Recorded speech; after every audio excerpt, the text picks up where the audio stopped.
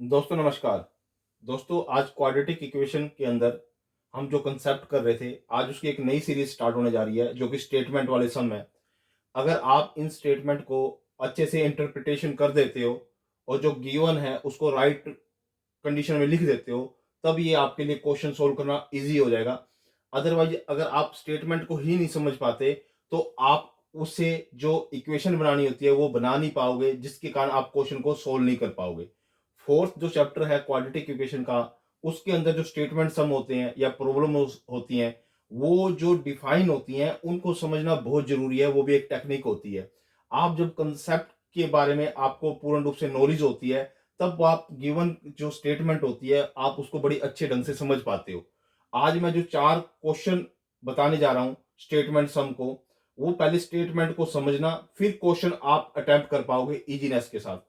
First of all जो हमारी statement है, जो फर्स्ट क्वेश्चन की है, वो क्या कहती है? The sum of the square of the two consecutive natural number is 313, find the numbers. वो नंबर निकालो।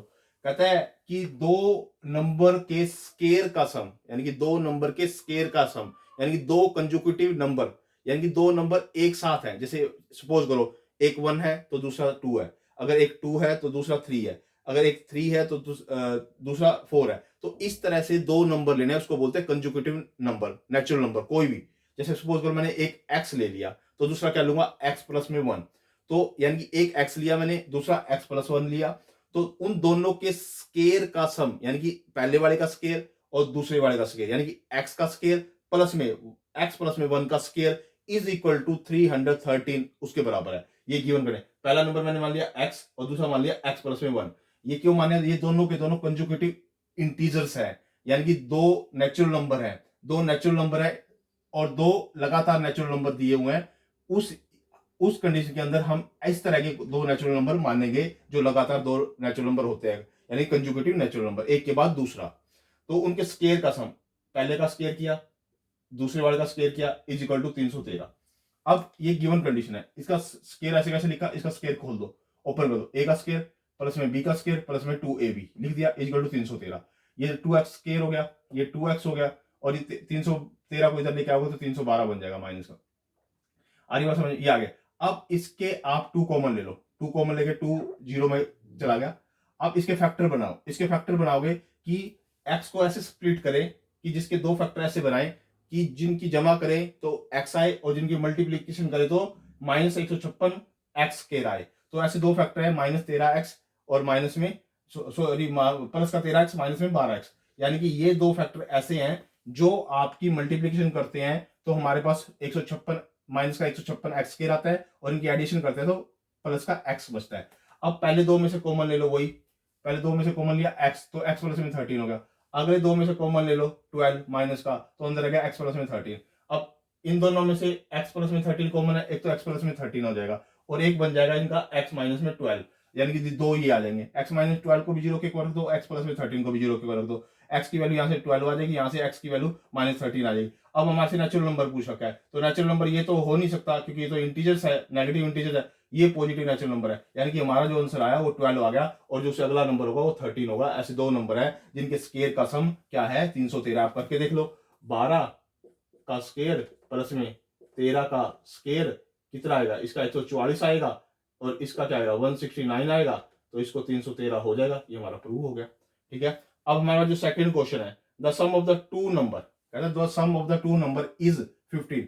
कहता है कि दो नंबर का जो सम है वो 15 है। सपोज करो एक नंबर x है तो दूसरा क्या होगा 15 माइनस में x। अगर उस दोनों को ऐड करोगे तो क्या आएगा, यानी कि अगर दो नंबर का सम वो कहते हैं 15 है, एक को मैं अगर x से अज्यूम करूंगा, दूसरे को मैं 15 माइनस में x से अज्यूम करूंगा और इन दोनों को ऐड करके देख लो तो आपके पास 15 आ रहा है कि नहीं आ रहा। यानी कि दो नंबर मुझे कैसे चूज करने पड़ेंगे, एक x मानना पड़ेगा, दूसरा क्या मानना पड़ेगा 15 माइनस में x। तो मैंने वो दो नंबर मैंने एज्यूम कर लिए, एक x एक 15 माइनस में x।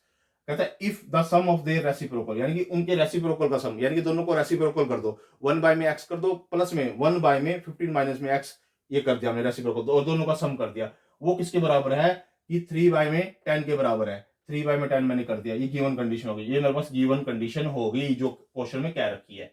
अब इसको क्या करो, इसका एलसीएम लो। इसका एलसीएम लिया मैंने, ये x से x कट गया तो 15 माइनस में x यहाँ आ गया, ये इससे कट गया तो x से इसकी मल्टीप्लाई किया तो ये आ गया, इज इक्वल टू 3 बाय में 10। यहाँ से अब x से x कट जाएगा तो 15 बाय में इसके अंदर मल्टीप्लाई कर दो इसके साथ, तो 15x माइनस में x square is equal to 3/10।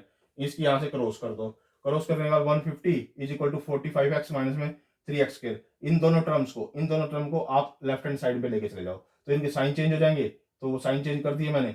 फिर इसमें मैंने 3 कॉमन ले लिया, 3 कॉमन लेके मेरे पास ये इक्वेशन आ गई। अब -10 इसको स्प्लिट करना है, -10 और -5x, -10x और -5x में स्प्लिट कर दो, इसके दो फैक्टर बनेंगे, वो मैंने यहाँ पे बना दिए। ठीक है, अब इस दो में से कॉमन ले लो आप, x कॉमन लिया तो x माइनस में 10, इन दोनों में से आप कॉमन ले लो माइनस का 5 तो x माइनस में 10। अब x माइनस में 10 इधर भी कॉमन है, x माइनस में 10 इधर भी है, मतलब दोनों में x माइनस 10 आ रहा है, तो x माइनस 10 एक तो ये बन जाएगा और एक बन जाएगा x माइनस में 5, ये बन जाएगा। दोनों को जीरो के इक्वल रख दो, इसको भी और इसको भी, यहाँ से x की वैल्यू 5 आ जाएगी, यहाँ से x की वैल्यू 10 आ जाएगी। हमारे पास ये दो वो नंबर्स आ गए, और हमने जिनका रेसिप्रोकल का सम क्या होगा, हमारे पास क्या होगा 3/10 होगा। ये हमारा सेकंड स्टेटमेंट थी।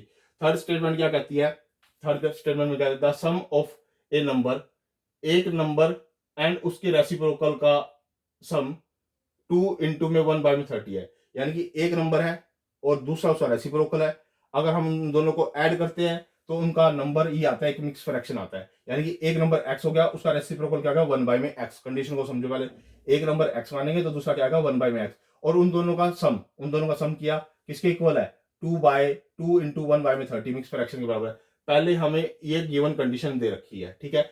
अब इस गिवन कंडीशन को आप पहले इसको सिंप्लीफाई कर लो, x प्लस 1/x, इसको 30 को इससे मल्टीप्लाई करोगे 60 और इसको 1 ऐड करोगे 61/30 आ जाएगा। अब क्या करो, इस साइड का एलसीएम ले लो, 1 लेके एलसीएम लिया तो x स्क्वायर प्लस में 1/x आ जाएगा इक्वल टू 60। अब इसकी हमने क्या करनी है, आप क्रॉस कर दो, क्रॉस करोगे तो कैसे आएगा आपका, आपने इसको पूरे को लेके आने हैं, आप केवल x को इसको x से मल्टीप्लाई कर दो, इसको x से, ये x से पूरे को मल्टीप्लाई करके इधर माइनस ले आओ, माइनस ले आया मैं इसको, फिर इसका एलसीएम ले लो, फिर एलसीएम ले लो, तो एलसीएम लोगे तो आपके पास ये कंडीशन आ जाएगी, ये 30 0 पे चला जाएगा।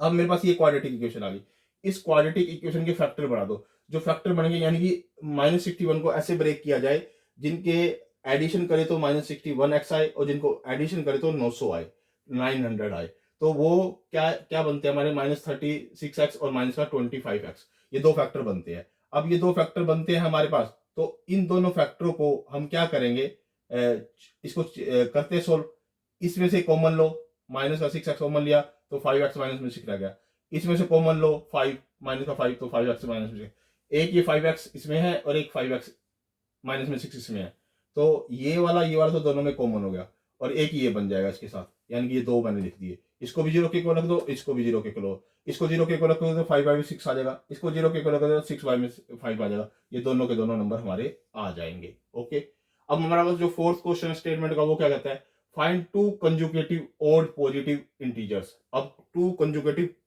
ओड पॉजिटिव इंटीजर्स, सपोज करो एक x है तो दूसरा यहाँ x+1 नहीं होगा तो x+2 होगा, क्योंकि दो ओड नंबर लेना है। आप समझो कि जैसे मान लो एक x है तो दूसरा है x+2, ठीक है। अब आप 3 पुट करो x की जगह, यहाँ 3 पुट करोगे तो यहाँ क्या आ जाएगा, 3 पुट करके 5 आ जाएगा, यानी दो लगातार ऐसे ही आ सकते हैं, अदरवाइज बन नहीं सकते। तो आपको एक एज्यूम करना पड़ेगा x, दूसरा एज्यूम करना पड़ेगा x+2, तो ये दो नंबर आपको एज्यूम किए, उनके स्केयर का सम कहता है positive integer sum of whose square, उसके स्केयर का क्या है 290, यानी कि उनके दोनों के स्केयर का सम क्या है 290 के बराबर है। तो ये कंडीशन होगी, ये ऐसे कैसे लिखा, इसका स्केयर ओपन करो, ए का स्केयर प्लस में बी का स्केयर प्लस में 2ab इज इक्वल टू 290, ये आया मेरे पास। अब इसको ये 2x स्केयर हो गया, ये 4x हो गया, ये प्लस में 4 हो गया, 290 इधर आके माइनस हो गया इज इक्वल टू 0।